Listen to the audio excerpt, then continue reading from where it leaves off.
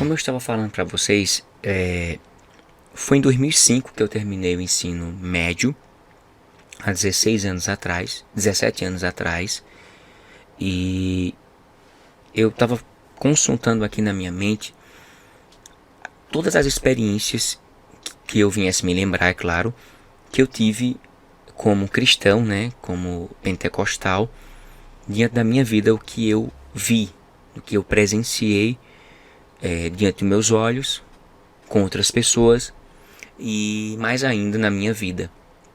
Aí eu me lembrei esses dias daquele desafio, um dos maiores desafios da minha vida, a fazer um ateu se converter, ou pelo menos crer em Deus, sem precisar em si ter uma religião, uma igreja específica. Mas foi um desafio da minha pessoa porque eu percebi que argumentações bíblicas para algumas pessoas funcionam, certo? Por exemplo, tem ateus mesmos que eu evangelizei que eu perguntei como é que Isaías ia profetizar a vinda de Jesus Cristo há 700 e poucos anos antes de Cristo.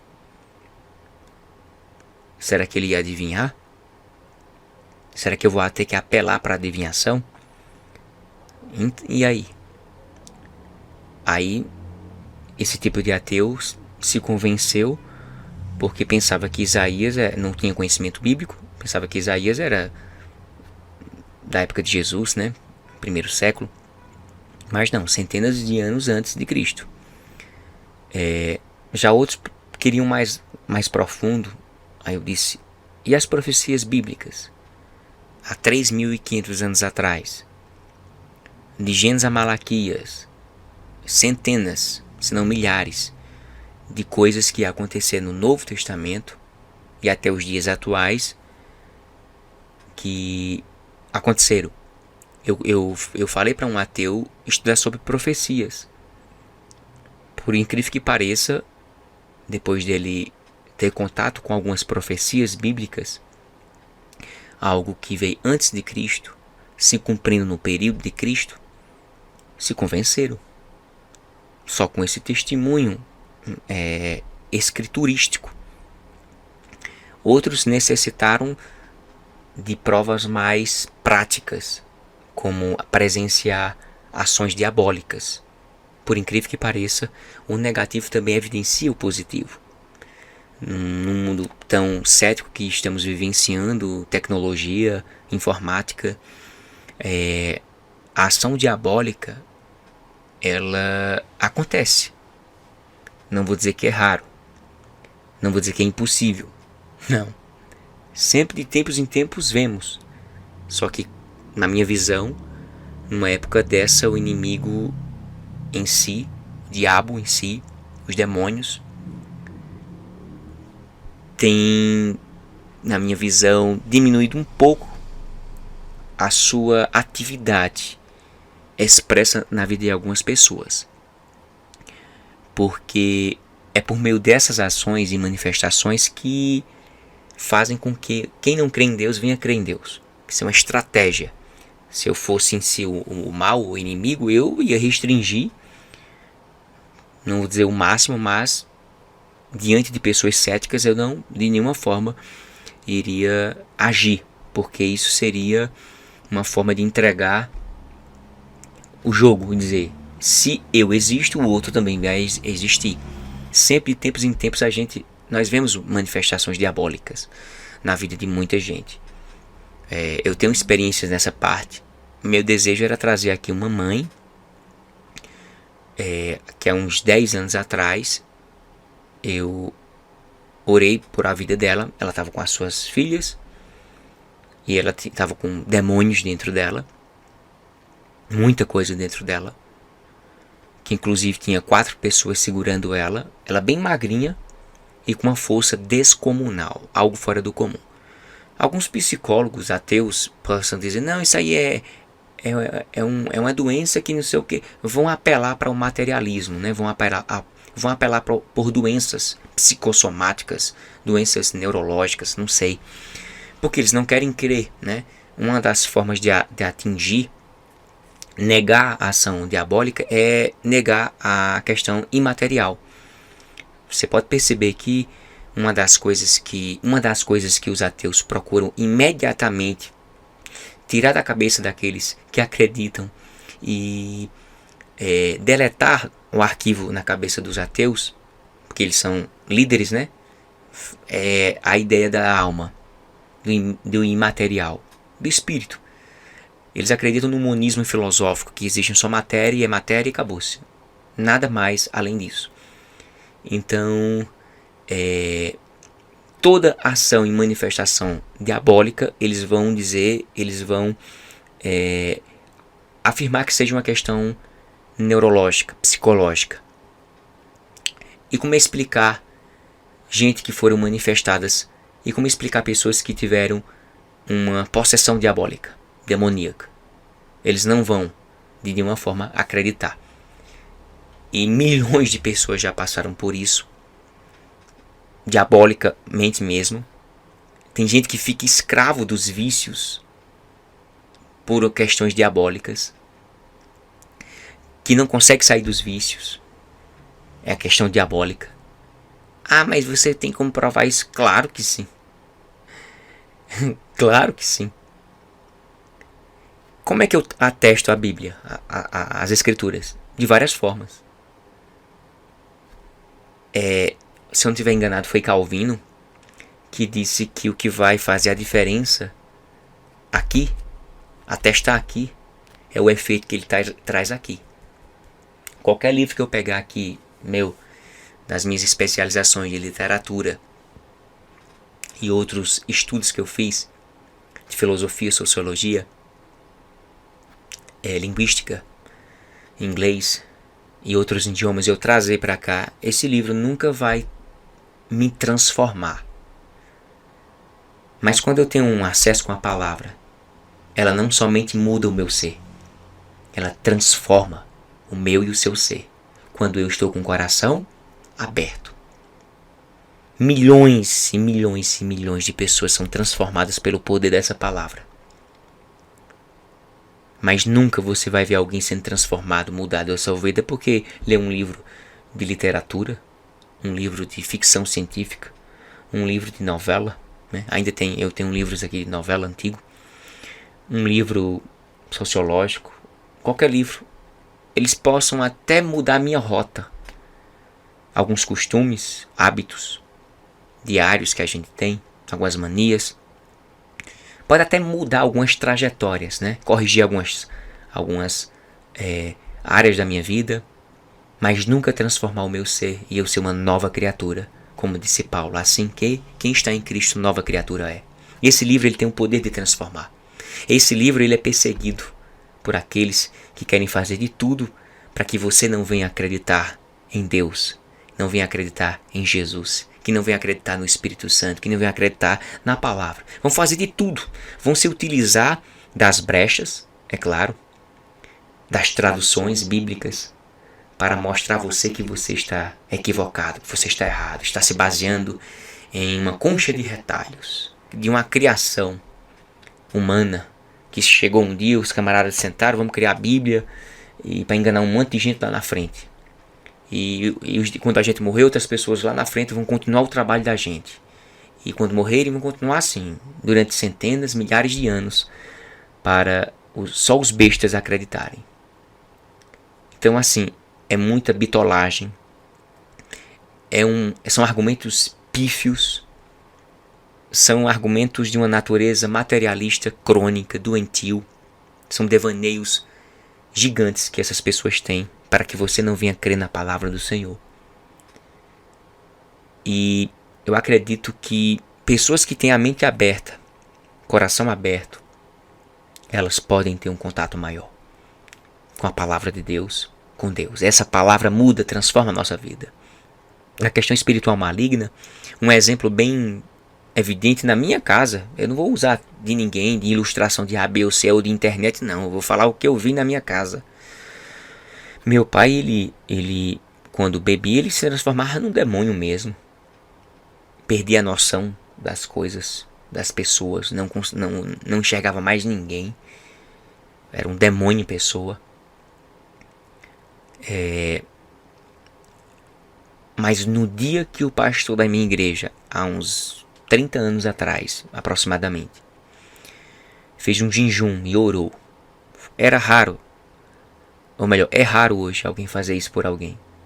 Os pastores de hoje em dia é raro fazer o que os do passado faziam. Embora não tendo muito conhecimento, mas eram homens de oração. Embora não tendo faculdades, mas eram homens que tinham a faculdade da oração, joelhos no chão. E aquele homem de Deus orou por meu pai, que vivia bebendo, fumando. Para ser mais objetivo, para você entender, ficava louco quando bebia, queria me matar, queria matar minha mãe. E era uma coisa séria, não era nem para eu falar isso aqui no vídeo, porque isso machuca. Eu estar expondo a vida da minha família aqui no vídeo, para outras pessoas começarem a entender que Deus, o inimigo, existe. Tem tantas pessoas equivocadas em relação às questões espirituais. Vão pagar um preço gigante. A Bíblia diz que um cego vai guiar outro, e ambos vão cair no mesmo buraco. Que Deus tenha misericórdia. Enfim, aquele homem orou durante uma semana, se eu não estiver enganado, e fez um jejum. Você fazer um jejum por alguém, passar um dia, hoje nos dias atuais, por alguém que nem visitava a igreja direito, é raro. E aquele pastor passou uma semana de jejum e oração por meu pai. E no dia que ele foi na igreja, o último dia, e o pastor orou por ele, nunca mais ele bebeu. Nunca mais ele voltou a beber. E todo maligno saiu da vida dele. Todo mal que o possuía. Ele sentia e percebia que não era ele que estava ali. Psicólogos ateus não sabem o que é isso. Não sabem. São teóricos. Não sabem de nada das questões espirituais. Podem alimentar seu ceticismo. Fiquem à vontade. E ele não bebeu mais. E eu, graças a Deus, não voltou a beber de jeito nenhum depois dessa oração do pastor. Vamos imaginar que fosse que Deus não existisse. Esses homens que oraram por ele, o pastor que estava ali e mais outros irmãos que levantaram a mão por ele e oraram por ele. Mas um homem de Deus verdadeiro faz a diferença. Um homem que tem mais contato com Deus convence mais gente. Convence mais pessoas a crer no sobrenatural. Quanto maior intimidade você tiver com Deus, maior impacto você fará na vida daqueles que não creem. Quanto maior contato tivermos com Deus, maior impacto faremos na vida daqueles que são descrentes das nossas práticas. Acho que você deu para entender isso. Acho que você entendeu o que eu quis dizer. Meu pai foi transformado por o poder dessa palavra. Se essa palavra fosse nula, neutra, zero, não fosse a palavra de Deus, como é que meu pai foi transformado? Ele não é evangélico hoje, não. Nem católico, ele é neutro. Não segue nenhuma igreja, nenhuma religião. Crê em Deus. Claro, seria muito hipócrita, egoísta, se não cresce em Deus, pelo que Deus fez na vida dele e dos filhos dele. E sem contar o milagre que Deus fez na vida dele, só vendo para crer. Ateus tinha que ver para crer. Um homem que tinha que ser andado no colo para ir ao banheiro, levado no colo pelos filhos ao banheiro para fazer suas necessidades fisiológicas. Um homem que não estava conseguindo nem pegar um copo. Eita, minha gente. E hoje está andando. Para a glória de Deus, meu pai está andando. E grandes milagres na vida dele se cumpriram. Porque enquanto tiver pessoas de joelho, de oração, Deus falará. Quanto mais o homem se distanciar de Deus, a Bíblia diz: buscai a Deus, ao Senhor, enquanto se pode achar. Invocai-o enquanto está perto. Eita, meu Deus, que século de incredulidade. Vamos lá. Aquela mulher estava com os demônios nela. Eu orei, passei umas 2 horas. Estava sério. 4 pessoas segurando ela.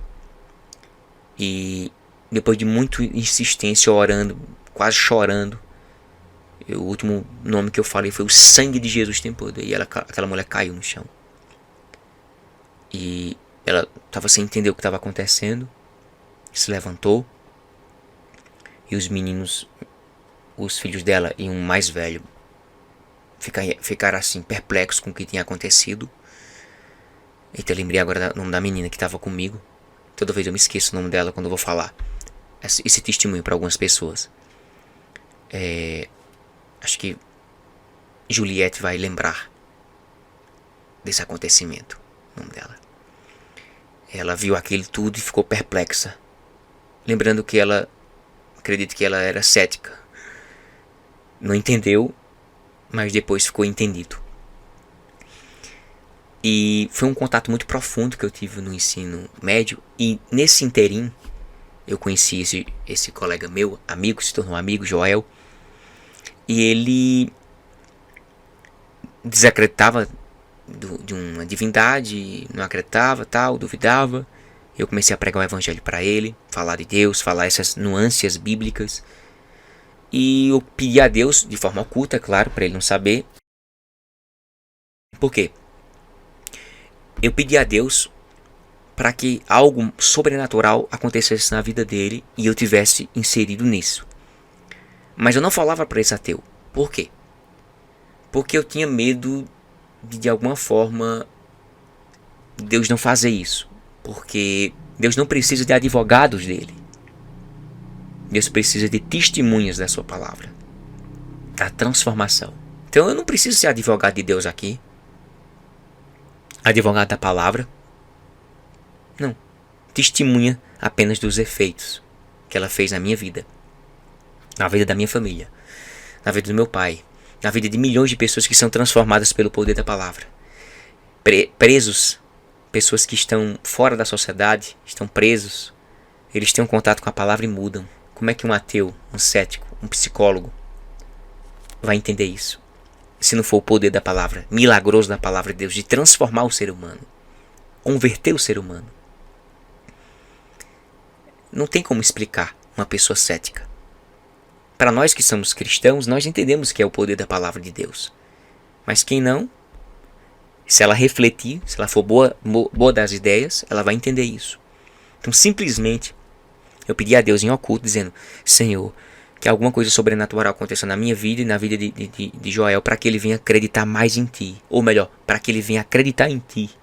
E depois de crer em Ti, crer mais em Ti. E nunca duvidar da Tua presença. Pai, eu estou orando em secreto, Senhor. Porque seria muito... Eu não vou mentir. Eu tinha medo de dele dizer assim: sim, então me prova, Deus, mostra alguma coisa. Aconteceu algumas vezes, é claro. Mas eu tinha medo de dizer assim: eu vou provar você, eu vou mostrar a você que Deus existe. Vamos fazer alguma coisa sobrenatural? E eu tinha medo de dar essa sugestão de algo sobrenatural acontecer e de alguma forma Deus não fazer. E eu ia ficar com cara de quê? De mentiroso. E Deus não é de ficar se expondo, forçar alguém a crer nele. Não. Eu sendo Deus, eu não queria ninguém forçadamente crer em mim. Forçar alguém a crer em Deus? Não. Tem que ser algo de forma espontânea. E eu entendi isso. Tem que ser sábio, né? E eu tinha um certo receio se minha fé era suficiente para tocar em Deus, né? Mover sua mão sobrenatural e fazer alguma coisa na vida desse ateu. Mas eu orava. Sempre estava orando. Aí passou um ano, 2 anos.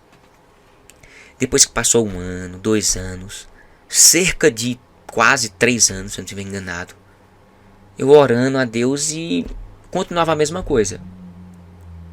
Mas teve um belo dia que eu tive um sonho. um sonho muito estranho, porque ele era tão nítido, tão claro, que quando eu acordei, ele continuava na minha mente. Passou uma semana, 2, 3, e continuava na minha mente. E eu não entendi, mas toda vez que eu via Joel, era pra eu contar a ele.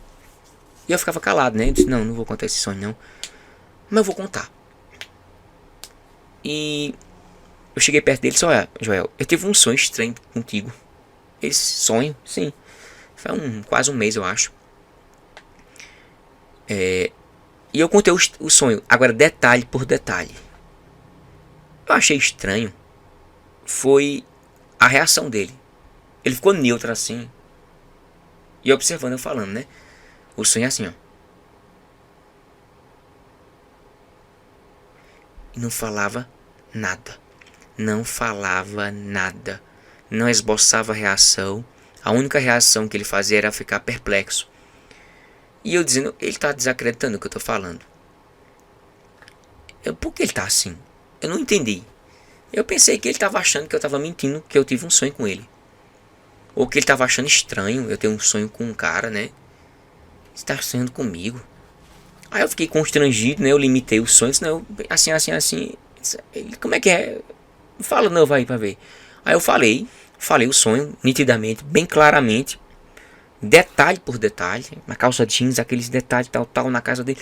Então foi algo perturbador na minha mente, porque passou quase cerca de um mês, aproximadamente, na minha cabeça. E eu tinha que falar pra ele. Falei pra ele, ele, tá bom, beleza, tal. Ele não disse nada, eu achei estranho, e o tempo passou. O tempo passou. E um belo dia, esse camarada veio falar comigo. E ele disse, olha, faz tempo que eu tenho pra dizer um negócio pra tu. Eu disse, gente, o que é? Só que eu fiquei com um certo receio de falar pra tu isso. E eu disse, tá bom. Beleza, mas o que é? E ele ficou com receio porque ele tava achando assim, ó, depois de tanto tempo, ele vinha falar uma coisa que aconteceu no passado, quando a gente estudava, no ensino médio, e que fez toda a diferença, mudou a vida dele, é claro, né? Ele só tu vivia querendo me convencer de Deus, não sei o que, tal. E eu queria mais provas consubstanciais, mais claras, mais nítidas da presença do divino. E só com teorias, com leitura, não era suficiente. Mas se tu tivesse um sonho e falasse pra mim, e o tempo passou e um dia bateu na minha cabeça pra eu falar pra tu que eu tive o mesmo sonho, antes de tu, e tu falasse pra mim o sonho, eu tinha que falar isso pra tu. Eu fiquei perplexo com aquilo e fiquei muito feliz.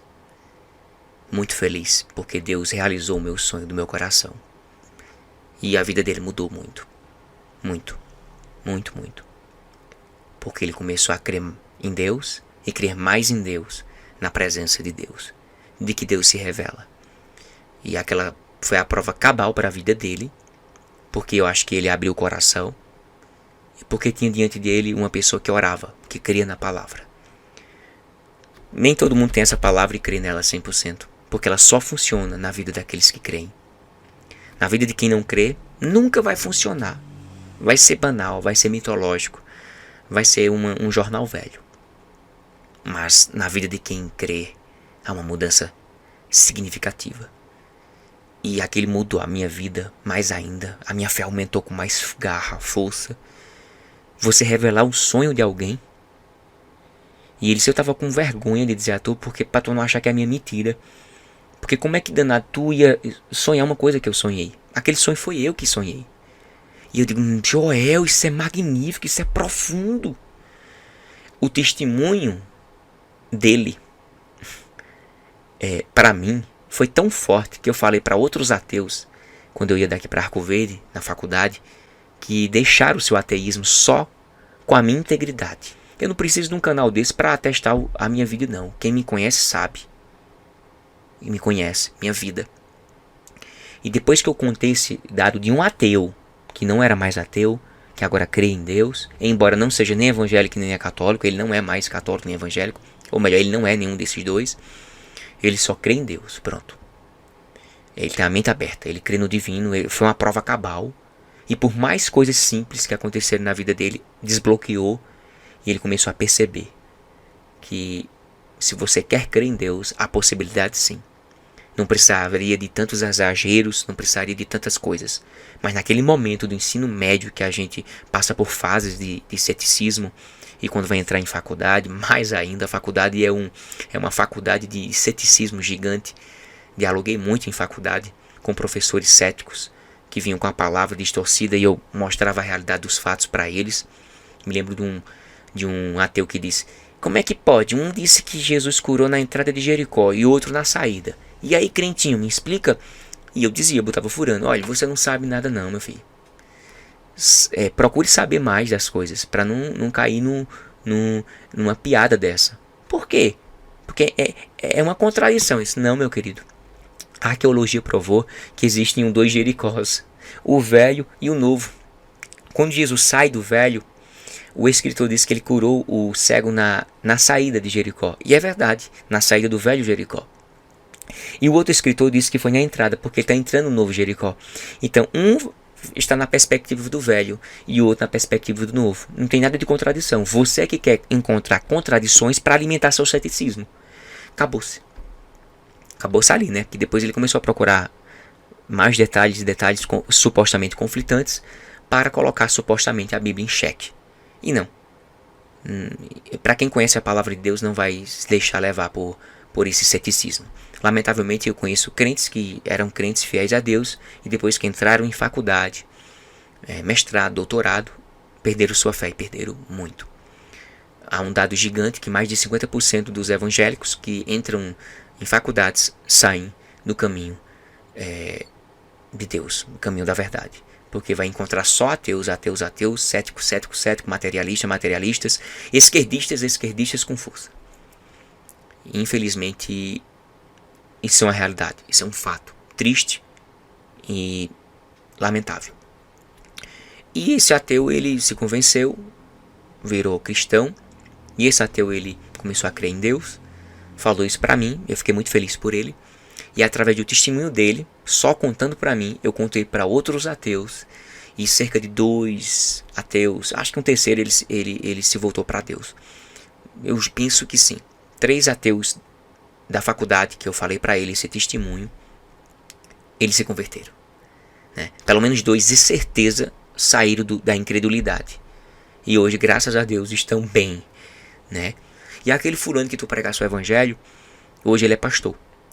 Olha só, eu fico tão feliz que eu preguei o evangelho para uma pessoa lá na faculdade e ela era tão leiga no conhecimento da Bíblia e influenciada por tantos ateus, que depois de eu pregar o evangelho, de botar a semente, hoje essa pessoa é um pastor. Que interessante, né? Pregue o evangelho. Não seja um crente 007. É lamentável muitos crentes em faculdades se deixar levar por mentes traumatizadas com o mundo gospel. Eu não julgo essas pessoas porque elas são traumatizadas com o comércio da fé que estão sendo feito por aí. Mas isso não justifica não crer em Deus. Isso também não justifica condenar todas as igrejas porque A, B ou C faz. A, B ou C propaga. Isso é uma incoerência. Não critique quem tem contatos espirituais com Deus. Não critique quem tem experiências profundas espirituais quando você não tem. Eu não tenho, então o outro não tem. Isso é uma babaquice, né? Argumento pífio, argumento paupérrico para testar algo seu. Quem tem experiência sabe que teve. É inegável os milagres que Deus tem feito, os livramentos que Deus tem feito, as transformações que Deus tem feito através dessa Bíblia, através da palavra de Deus. Se não fosse assim, não existiam milhões e bilhões de cristãos. Certo? Até 2050, se eu não estiver enganado, 1 bilhão de pentecostal. 1 bilhão. E fora carismáticos, fora neopentecostais e fora tantos outros tipos de evangélicos. Então, não dificulte Deus falar com você. Vamos ouvir agora o testemunho do ateu. Vamos ouvir o conselho do ex-ateu. Vamos ouvir a indicação de um ex-ateu. Vamos ouvir a prova desse ateu que era ateu, não é mais ateu, crê em Deus e que ele vivenciou na vida algo sobrenatural. Ele estava com vergonha de gravar o vídeo comigo, eu entendo. Muito obrigado, Joel, por ter permitido eu colocar aqui no canal sobre essa nossa experiência profunda no campo espiritual, para outras pessoas fazerem o que quiser. Se você não é obrigado a crer, não, certo? Porque quando a gente não quer crer, não quer crer. Se eu disser que isso aqui é verde, você não vai acreditar. Sabe por quê? Porque você crê que isso aqui é amarelo. E se você crê que isso aqui é amarelo, você está certo, porque você enxerga amarelo. Aí você está dizendo, eu não enxergo amarelo, não? Enxergo sim. Mas para você enxergar amarelo, você tem que aceitar que isso aqui é amarelo. Porque se eu disser que isso aqui é amarelo e isso aqui mudou a minha vida e transformou, você vai dizer, não, isso não mudou. Isso não muda, isso não é amarelo. Acho que você entendeu o argumento que eu quero dizer. Vamos